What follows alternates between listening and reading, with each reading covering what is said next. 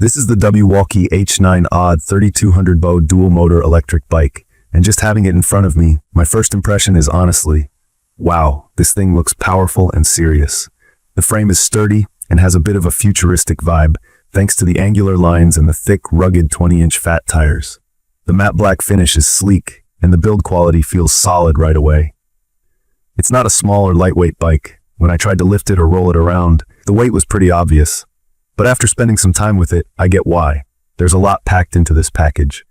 Let's get into a quick review based on my hands and hopefully help anyone out there who might be considering something like this, especially if you're new to electric bikes. Starting with key features, the Wallke H9 AWD is an electric bike with a dual motor setup, so 2 motors, each at 1750 volt max, giving you a total peak output of 3200 watts. That's a lot more power than most starter e-bikes, and it really shows when you start riding. For someone like me, who commutes across a mix of city streets and rougher gravel trails, the acceleration and torque this bike delivers is honestly a huge plus. You twist the throttle and you're off, with a pretty thrilling pickup. It claims up to 34 miles per hour on the top end, and from my time on clear roads, that's totally possible. While it can really move, comfort is clearly a major consideration here. I noticed the fat, 4-inch wide tires soak up a lot of bumps, especially when paired with the dual suspension system. There's a lockable hydraulic fork up front and a pair of rear shocks under the seat. I took it over potholes, up curbs, and even hit some snowy patches, and the ride stayed steady and confidence-inspiring. That's not something I can say for regular bikes or even basic electric models. The full suspension, plus these fat tires, definitely help keep things feeling stable, even if you're carrying some extra weight or riding on less than perfect surfaces. The battery is probably one of the biggest selling points of the H9 AWD. It's a 48-volt 40-hour removable lithium-ion battery, and according to the specs, you can get up to 130 miles of range on pedal assist. Now, my longest trip without recharging was about 70 miles, mixing up full throttle and generous use of pedal assist, and there was still juice left. You probably won't hit 130 unless you ride light, use the lowest assist, and keep to gentle terrain, but it's great not having that range anxiety I get with other e-bikes. The battery locks in place and pops out pretty easily, so if you live in an apartment or don't have outdoor charging, you can take it indoors for charging without trouble. Another thing I instantly loved was the display. It's a full-color LCD monitor, nice and bright, even in the sun, and it gives you all the basics you need: speed, battery bar, distance, assist mode, that kind of thing. If you like messing with your bike's settings, there's also app control. I paired it up with my phone using the Wallke app, which let me adjust ride modes and check stats. For beginners, this isn't mandatory at all, but if you're into gadgets, it's a fun bonus. There's also USB charging on the display, letting me juice up my phone during longer rides.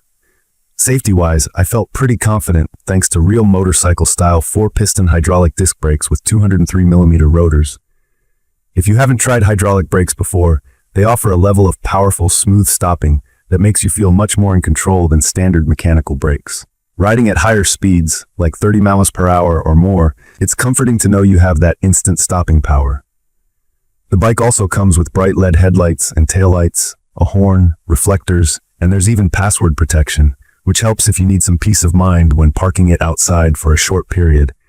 This model actually folds, which is awesome for what is otherwise a really big, heavy-duty e-bike.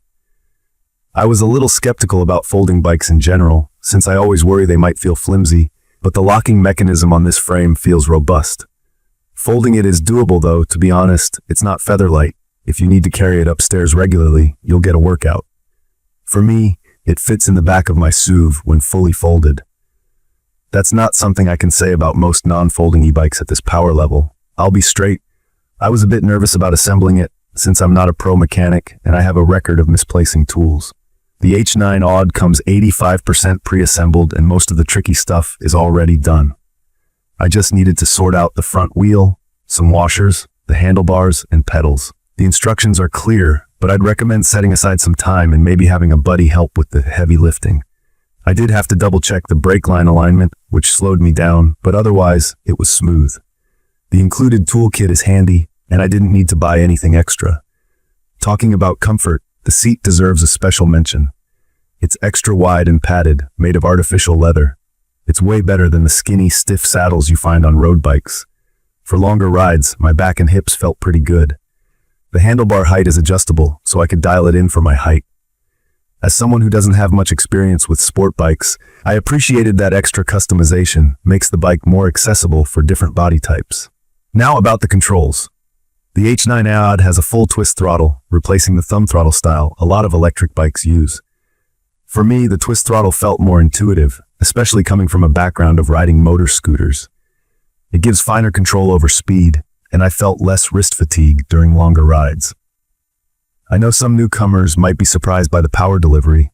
If you're not careful with the throttle, it can really jump forward, especially on dual motor mode.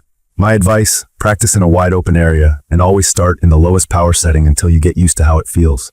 For riding options, there are 5 modes: traditional pedal, pedal assist, throttle only, walk assist, and you can switch between single or dual motor drive.